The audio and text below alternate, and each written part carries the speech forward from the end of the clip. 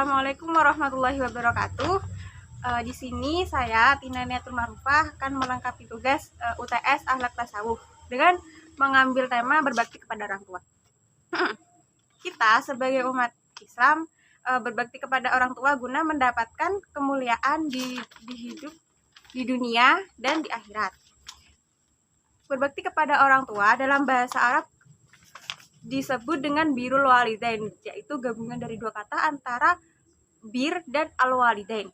Bir dalam kamus Al-Munawwir mengatakan yang artinya taat berbakti, bersikap baik, sopan, serta benar. Sedangkan kata al-walidain adalah kedua orang tua. Yang dimaksudkan di sini yaitu ayah dan ibu. Jadi kata birrul walidain adalah berperilaku baik terhadap ayah dan ibu. Berbakti kepada orang tua adalah amalan yang paling mulia dan tinggi setelah beriman kepada Allah. Dalam Al-Quran, ayat yang berisikan tentang berbakti kepada orang tua banyak disandingkan setelah perintah untuk beribadah kepada Allah atau beriman kepada Allah. Al-Quran surat An-Nisa ayat 36. A'udzubillahi minasyaitonirrajim. Bismillahirrahmanirrahim. Wa'budullaha wa la tusyriku bihi syai'an wa bil walidaini ihsana. Dan artinya, dan sembahlah Allah dan janganlah kamu mempersekutukannya dan dengan sesuatu apapun, dan berbuat baiklah kepada orang tua. Rasulullah pun menegaskan pada salah satu hadisnya bahwa berbakti kepada orang tua itu pahalanya seperti orang yang berjihad di jalan Allah. Berbakti kepada orang tua lebih didahulukan daripada menuntut ilmu, sekalipun itu ilmu agama.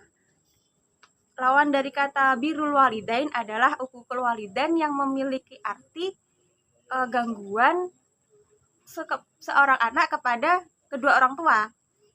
Contohnya gangguannya berupa perkataan yang kasar, perkataan yang membentak, dan lain sebagainya. Hablum minan nas yang pertama dan paling utama adalah berbakti kepada orang tua. Keutamaan berbakti kepada orang tua yaitu surga ada di telapak kaki ibu. Jihad merawat kedua orang tua. Ridha Allah bergantung pada restu orang tua. Orang tua sebagai pintu surga, dan yang terakhir amal paling utama. Cara untuk berbakti kepada orang tua itu ada banyak. Salah sedikitnya diantaranya yaitu membantu meringankan pekerjaannya. Misal, ketika di rumah kita membantu mencuci piring, kita membantu mencuci baju, menyetrika, apalagi ya, mengepel, menyapu, dan lain sebagainya. Masih banyak lagi pekerjaan rumah yang harus kita tangani. Maksudnya kita bantu. Gak harus semuanya orang tua, gak harus semuanya ibu. Yang kedua ini mendoakan kedua orang tua. Kita mendoakan kedua orang tua minimal 5 kali sehari setelah sholat fardu. Yang ketiga ya ini menjaga etika dan sopan santun. Misal berucap dan berperilaku. Hal ini perlu diperhatikan bahwa kita ketika berucap dan berperilaku harusnya berhati-hati, karena tanpa kita sadari banyak orang di luar sana itu sakit hati dengan perkataan kita, atau misal kita berkata tanpa menyinggung mereka, tapi kita tanpa sadar mengucapkan hal seperti itu. Yang terakhir ya ini berbakti dengan melaksanakan nasihat dan perintah baik kedua orang tua. Perintah baik, ketika kita diperintah untuk jahat ataupun kita diperintah untuk melakukan hal-hal yang buruk, misal mencuri, kita harus menolaknya karena itu dosa.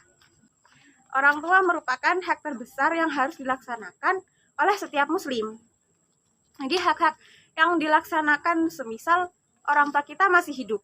Di antaranya yaitu dengan menaati mereka selama tidak durhaka kepada Allah.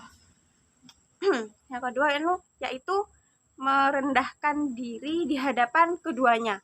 Maksudnya tidak berkata atau bersuara melebihi suara kedua orang tua. Maksudnya kita lebih halus, lebih pelan-pelan, dan tidak membentak kedua orang tua.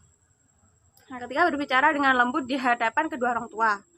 Yang keempat, mendahulukan berbakti kepada ibu daripada ayah, seperti halnya dimaksudkan hadis Nabi yang menyebutkan untuk berbakti kepada ibu sebanyak 3 kali, kemudian baru ayah. Yang kemudian yakni hak-hak yang wajib dilaksanakan semisal orang tua sudah meninggal. Hak yang wajib dilaksanakan adalah mensolati orang tua ketika meninggal, beristighfar untuk mereka orang tua, menunaikan janji kepada orang tua. Maksudnya ini ketika orang tua kita istiqomah bersodakoh, kemudian pada suatu hari itu diingatkan kepada kita, maksudnya kita harus meneruskan amalan tersebut, amalan baik tersebut.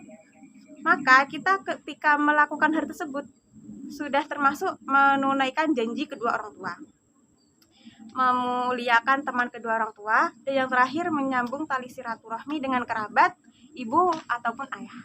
Sekian dari saya. Wassalamualaikum warahmatullahi wabarakatuh.